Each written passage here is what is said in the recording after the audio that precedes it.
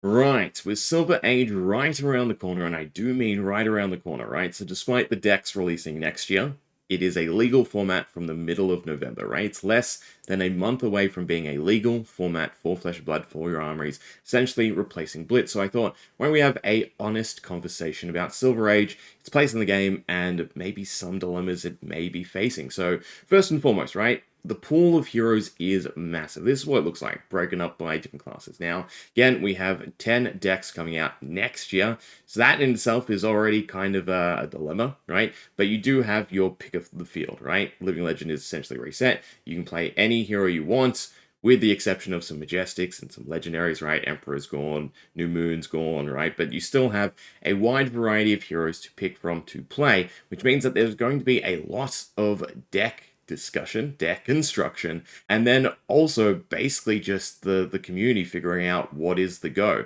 which then comes back into the decks, right? So the decks are releasing February 13th.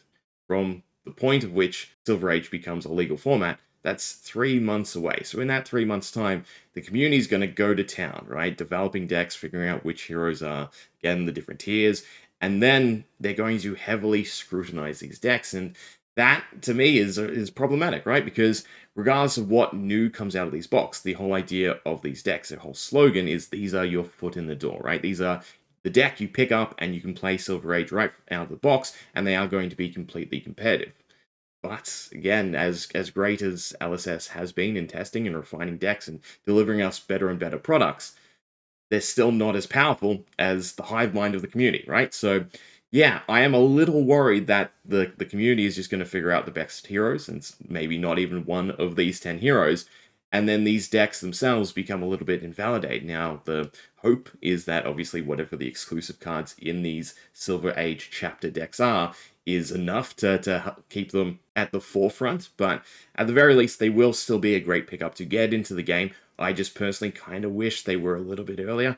I know it becomes a headache because they include a booster pack from set 18, so in that sense, they had to be pushed next year, but they would have made such a great December product, right? A Christmas product, a sales product, a New Year's product, if you will, right? For you to pick up and get someone into Flesh and Blood. Again, especially with the format becoming legal, right? It's not just being premiered at a major competitive event.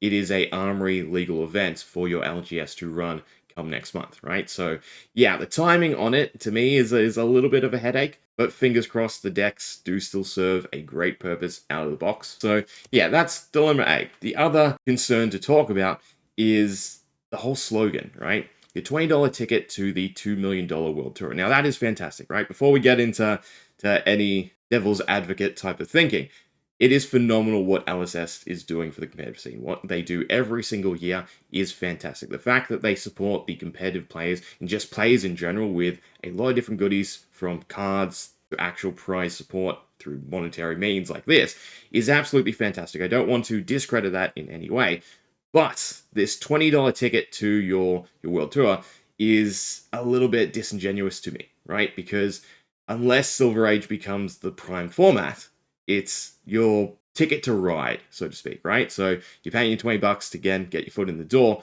maybe qualify for major events, but as soon as you need a CC deck, a Living Legend deck, especially with that being woven into more competitive events, then the problem becomes that $20 ticket doesn't include your meal, doesn't include your seats, right? You have to shell out, if you will, to head to the drinks cart, for instance, right? Figuratively speaking. So in that sense, yes, it's wonderful. And again, I really hope that these decks do stand up to whatever the community does brainstorm.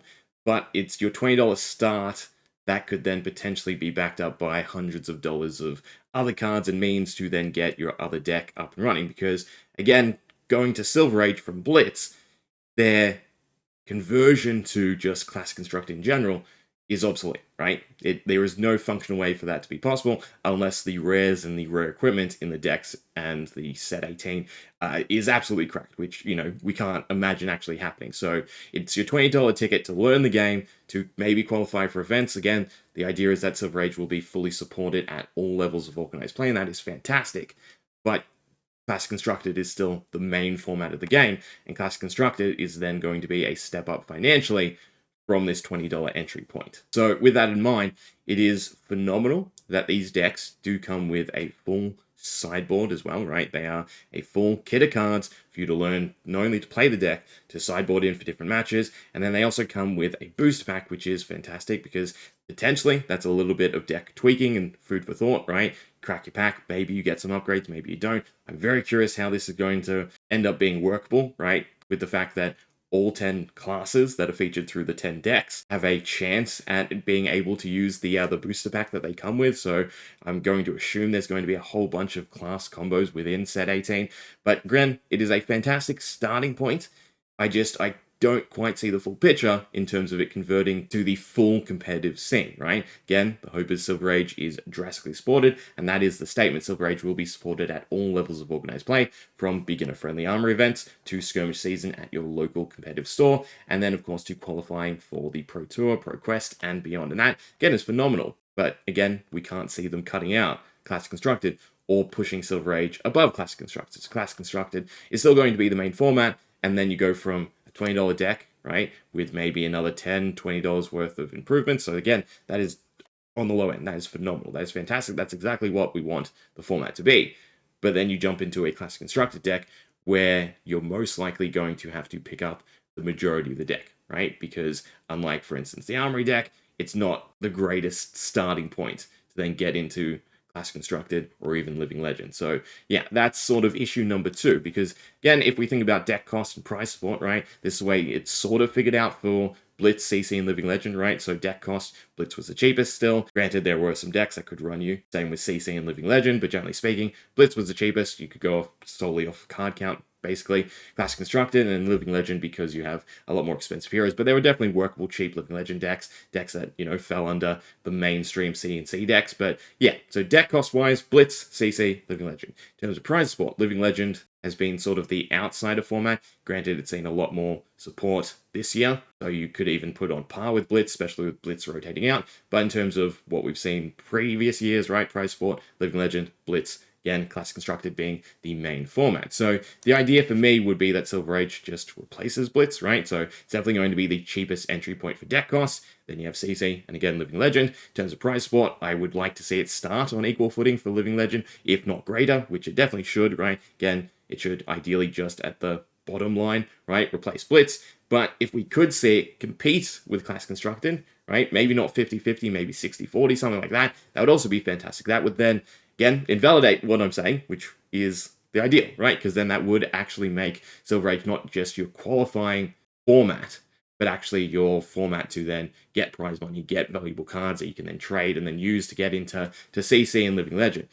But as great as that would be, again, I can't really see them putting it on the same stage as CC from the get-go, maybe in a year, 2 years' time. So the idea will still be, you get into the game with Silver Age, you play Silver Age, and then eventually you will have to swap over to Classic Constructed, and then incur the cost of the decks of Classic Constructed, right? So hopefully, the other big aspect, right, we've seen Super Slam do wonders for pull rates, for Majestic prices, for super rare prices, right? So hopefully that continues and we don't pivot back to what High Seas and Hunted were, right, in terms of pull rates and cost of cards, especially generics and stuff like that, right? So that CC still is more expensive than Silver Age, but not drastically, right? We still want it reined in a little bit and maintained, but it should definitely be the next step up from Silver Age, right? Followed most likely by Living Legend and just the access to, well, the more powerful cards / cards have rotated out and maybe a little bit scarcer.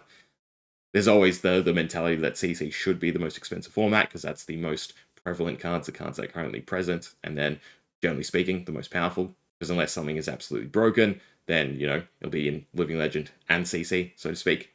But if we go back to what heroes you have access to for Silver Age as your starting point. And again, this is what it looks like. Now, the ones highlighted are the Silver Age chapter decks, right? So you have every class bar Necromancer for the main cohort of classes, and then you are missing Merchant, Thief, if you count them, right? Thief was definitely workable until we saw the NIMBY ban. That sort of guts the deck a little bit, makes it kind of just a worse Bolton to me. But potentially it could still be workable. You obviously have a lot less access to easy gold without, you know, some of the big pirate staples, but maybe it's still workable. So aside from that, you do have every single class touched on, and you can pick up the Gravy Bones Armory deck in a sense to use that as a little starting point for Sage. Now, it doesn't completely transfer because there's just not enough cards in the deck to make it a 40 card rare common deck out of the box. So you'll probably have to pick up some High Seas booster packs, something like that, to make it workable. But generally speaking, you have access to every single class for Silver Age in terms of a pre-constructed deck. The problem being, again,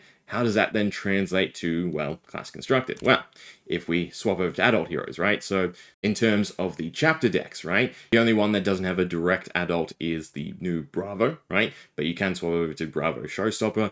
It's a little bit transferable, but generally speaking, you could go from the Silver Age chapter deck to the adult variant, except for, of course, Living Legend then gets thrown into the mix. So if we chuck in Living Legend, Dash is invalidated, Enigma's invalidated, Viscera is invalidated, Azalea, Icelander, they're all gone as well, right? So from the current pool of heroes, right, the best one currently until he goes is probably KO, right? You can pick up the KO Sage deck, the KO Armory deck, and then tweak it and refine it and play it in Class Constructed, and then probably Living Legend, right? You could probably make a very workable Living Legend KO deck out of it. But this sort of disjointment is, to me, also an issue, and is again where the fallback of the community comes into play, where everyone's going to be brewing decks, and there will be tons of deck lists online for whichever hero you want to play.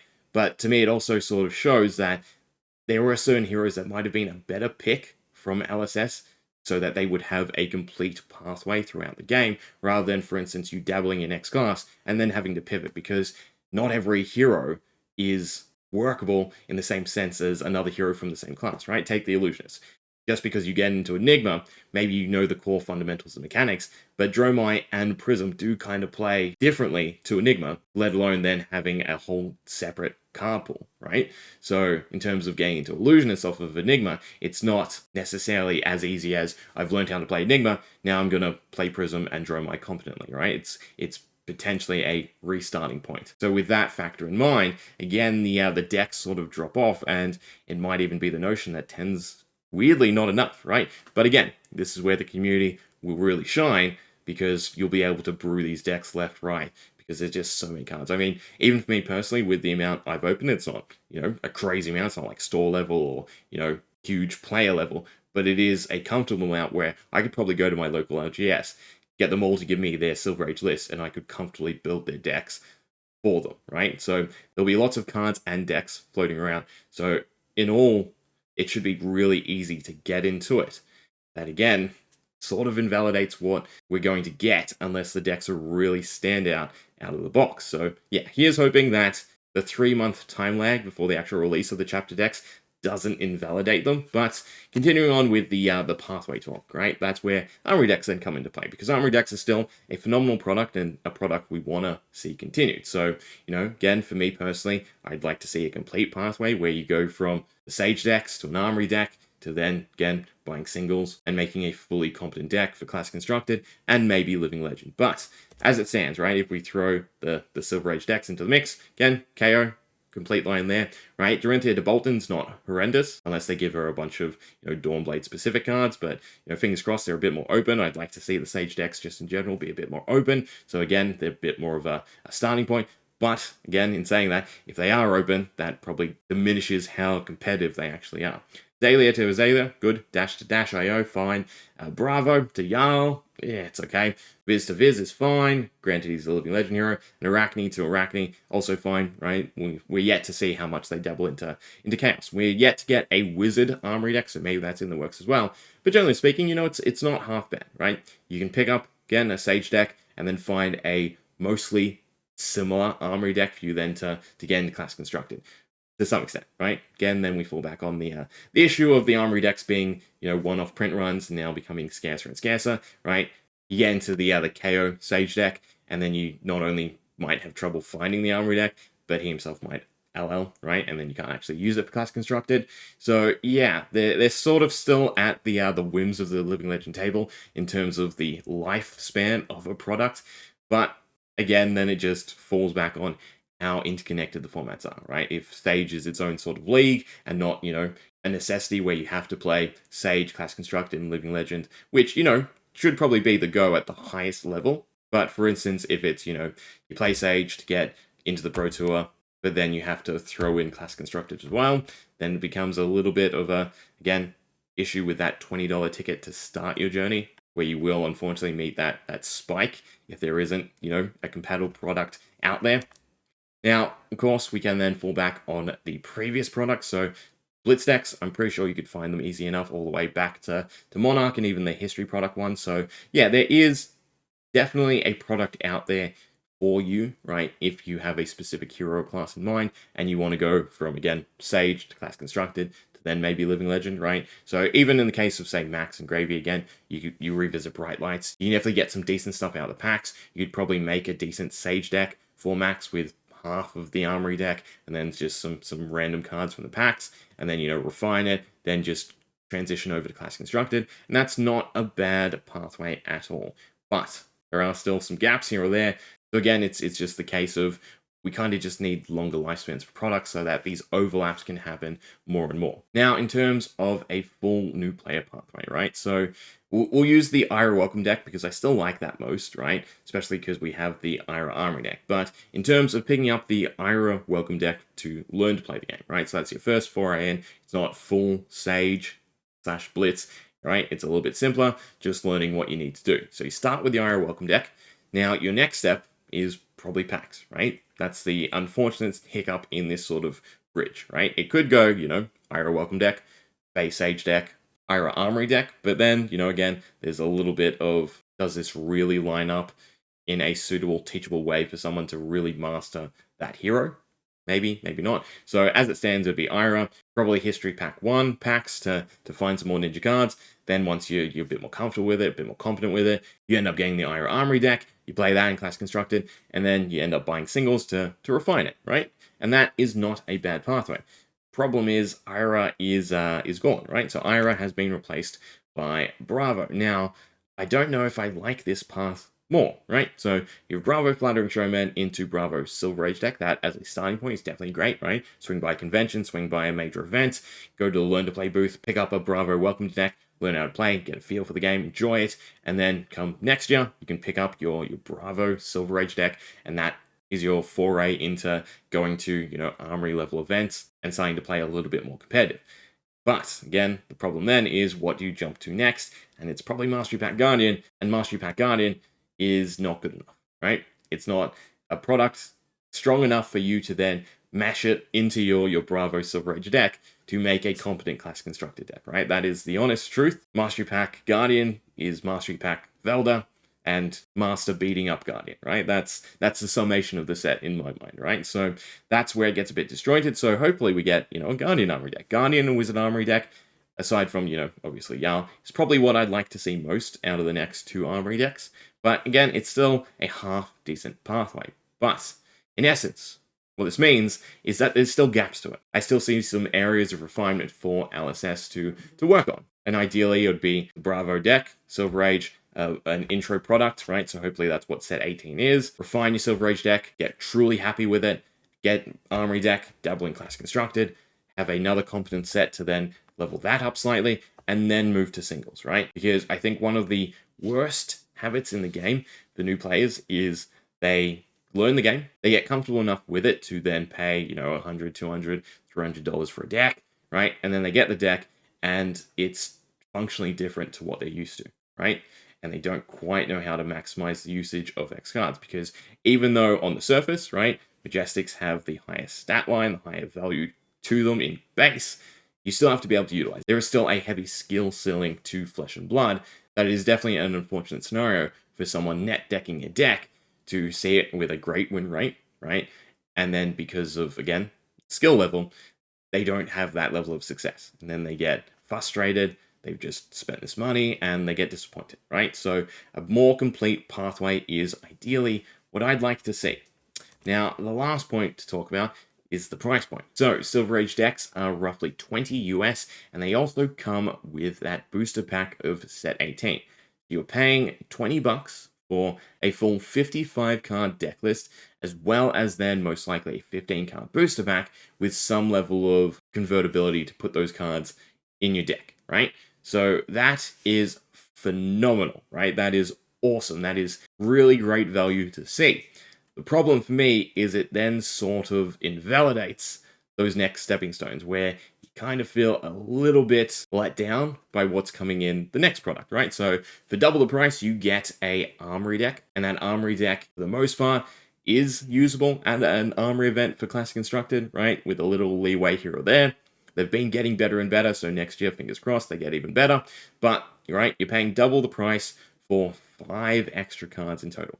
It doesn't come with a sideboard. It doesn't come with those inventory cards to slot in and figure out what you're doing. So, again, that's where being able to combo the packs, right? So, for instance, you pick up the S.Age Armory deck, and it comes with a modest set of Arcane kit, right? And then you go from the S.Age deck to the K Armory deck, but you've got your sideboard covered, right? You've got those utility pieces. That's fantastic. But now you're out $40, and again, you're drawing from both sets. So I'm really hoping that the Silver Age decks are sort of a push to put a little bit more value in terms of quantity into the Armory decks, right? Because the general gist here is the Armory decks are valued on quality, right? So they come with more Majestics, and they come with, most likely, more exclusive cards, although that's still up in the air, right? So for our $40 Armory decks, right, 8 to 15 Majestics is what we've been seeing. That includes the equipment, which of course will not be usable for Silver Age if it is in a Majestic, and then around 7 to 21 exclusives, which also may be some rare equipment or some rare and common cards actually in the deck.